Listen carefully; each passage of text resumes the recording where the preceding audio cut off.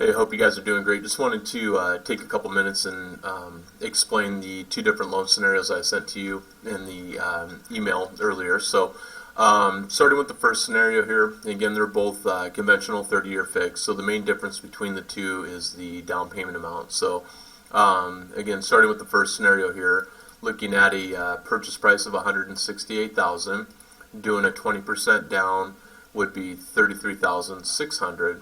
And then the total loan amount in this scenario would be $134,400. The interest rate that I'm quoting today is 5.125%, and that covers a investment property purchase with the condominium. So you have a few different ads that go into place when you're doing investment properties. The interest rate's always a little bit higher than it is on owner-occupied properties. And then the other thing with condominiums, there's also what's called the loan level pricing adjustment. And that's anytime the loan to value exceeds 75% on a condominium, there's a like a 0.75% fee. So what we do, instead of charging a loan discount fee and increasing the closing cost, it typically makes more sense just to increase the interest rate a little bit to offset that cost. So the higher the rate, the higher there's a premium paid back on it. And we use those to cover the loan level pricing adjustments. Pretty standard in the industry to do that. So that's why you'll see a pretty big difference between the interest rates on owner-occupied properties and investment properties. So again, 5.125% in the first scenario, and that's for doing the 20% down investment property purchase. The estimated APR, this is not what the monthly payments are based off of. It basically takes into account closing cost that you'd be paying at closing, and then the interest rate turns that into a percentage form. It's more of a way for mortgage companies to be monitored to make sure advertising like real scenarios that can be closed. So we can go over that more a little bit on the phone or at another time. So the monthly payment in this scenario, first line here, the $731.79 is the principal and interest on the loan at 5.125%, financing $134,400.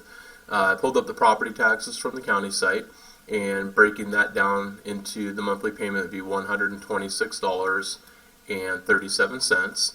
And then I'm also reflecting the homeowners association dues of $304 in the monthly payment. And then we have the homeowners insurance at $33.33. Again, the homeowners insurance is like I mentioned on the phone, we won't know whether or not the association has what's called a Walls In or HO6 insurance policy within their master insurance policy.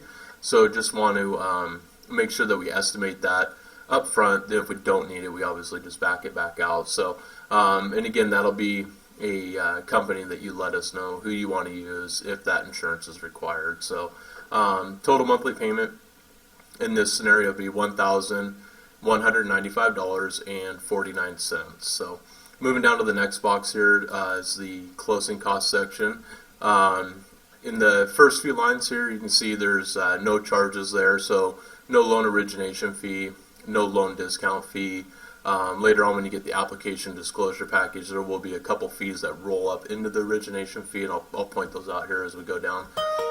Talk to Old Republic Title and Escrow, and have their title insurance fee in here. And the title insurance fee is basically it's based off of the loan amount, so they have different tiered items in there. But the title insurance is basically making sure that the title to the property is clear when the ownership transfers. So they typically make you aware of like any little easements, any other little details that you may not know about.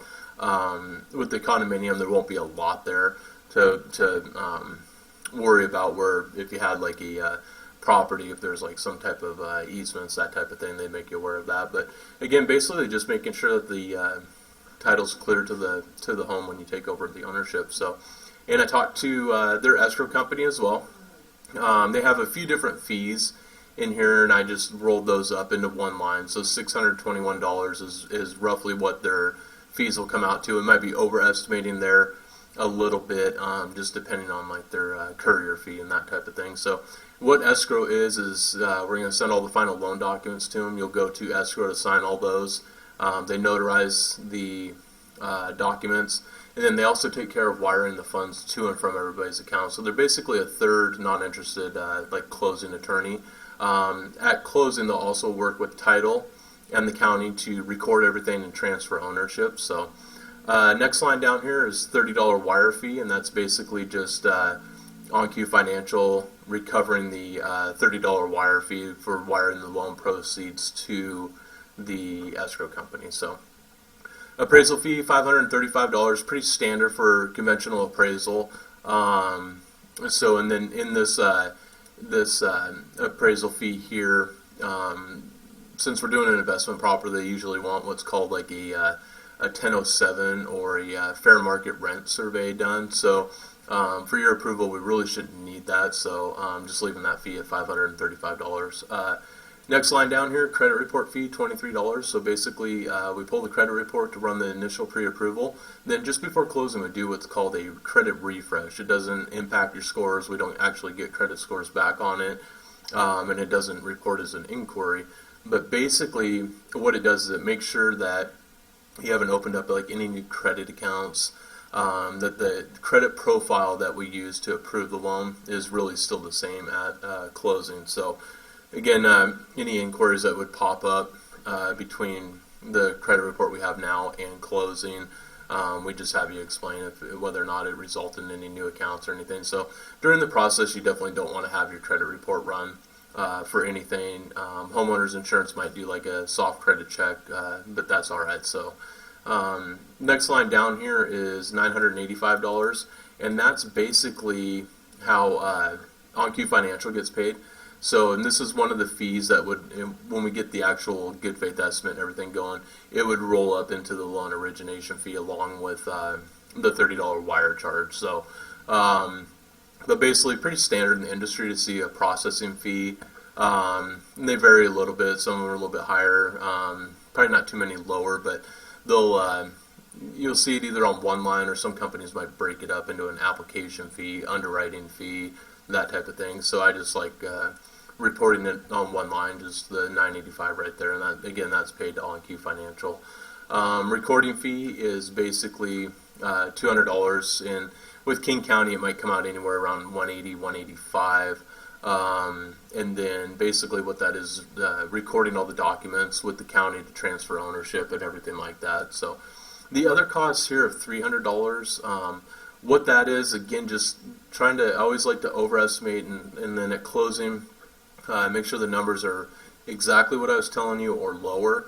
But you're going to have, as I mentioned, the resale certificate, and in there's going to be the homeowner's transfer fee, or move-in, move-out fee is what they'll call it a lot of times. Sometimes there's the two fees. So those range anywhere from $100 to $150 a piece. So again, just kind of overestimating, just including it at $300 there. So, but they more than likely will have something. We just won't know what that fee is, or those fees are, until we have a copy of the resale certificate. So just kind of going through everything here. The total closing cost when you add everything up is $3,259.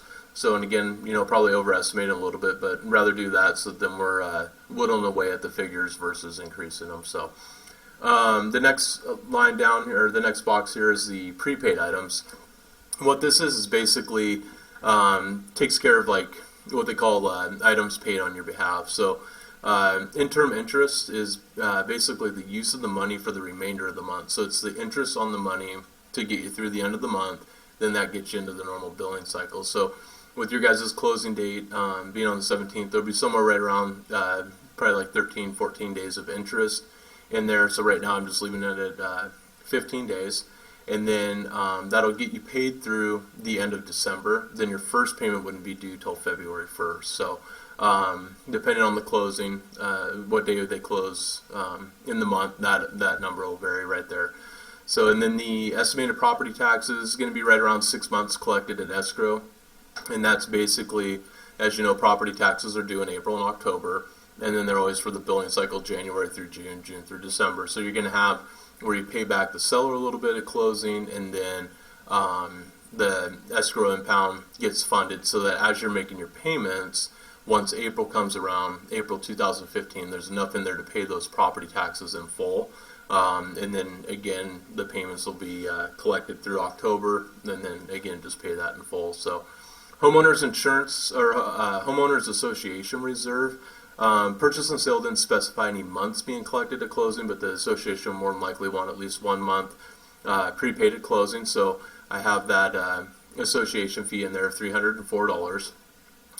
So again, just making sure that we kind of account for everything, so there's no surprises at the end. So on the homeowners insurance, again, I have that in here, homeowners insurance if needed. And again, that's for the walls in or the HO6 policy. More than likely with the association due amount, there's probably that insurance policy built in, but I'd like to account for it just in case. So in here, I'm estimating the homeowner's insurance premium at $400 a month, but the figure here, I just totaled it up to $467, and what it is you're going to prepay the first year of homeowner's insurance at closing, and then there'd be 1 to 2 months collected at escrow to pre-fund the escrow account, so then when that bill becomes due next year, there's enough to pay it in full. So and throughout the year, once you close, by the time the next homeowner's insurance premium's due, you'll probably have only made 11 payments when that premium becomes due again. So it could be right around 2 months in there. So I just lumped it together, 467. So that's the first year premium, and then 2 months of the insurance amount. So that $33.33. So the next box down here is just basically the settlement charges. So just totaling everything up. Down payment 20%. Closing costs $3,259, and then the prepaid items at $1,812. So, and then in the purchase and sale agreement, I saw where the seller was going to pay $2,000 of your closing costs and prepaid, so that's fine. So basically, totaling everything up here, backing out the $2,000 at the 20% down option, the total amount would come due would be $36,671. So. The second option here, everything's pretty much the same, but what I did here is I showed it at a 25% down payment. So again, that gets you, it basically improves the interest rate by quite a bit. So basically 0.5% in interest. And the difference is because at 25% down, it gets you outside of the pricing adjustment for the condominium. And then also it reduces what's called like the non-owner occupied pricing adjustment as well. So just wanted to show you that option just so you can see what the difference would work out to as far as interest rate, and then even just the total cost. So looking at the figures, the difference in total funds needed would be $8,357 at closing, and then when you look at down here, this box, I included this just to show you guys what the total cost difference would be between the two programs. So in the first scenario, with the cost and everything, you can see $132,116. Sorry, and then the second option here, again, you're going to have a little bit lower loan amount, lower interest, so the total interest paid over the life of the loan is going to be a lot less. And then it takes into account the total cost, and that's the closing costs, the prepaids together, minus the $2,000, works out to $110,241. So when you take out the difference in the interest and the difference in the down payment, option 2 would really kind of net you out $13,518 in additional savings. So again, I just wanted to show that option to you. Just so you could see, just the difference in the down payment, what that does to the interest rate, and then the overall savings over the life of the loan. So hopefully you find this useful, just for a quick explanation of the fees and how the two scenarios compare to each other. So any questions, definitely give me a call, 425-698-2917. Again, 425-698-2917. Thank you.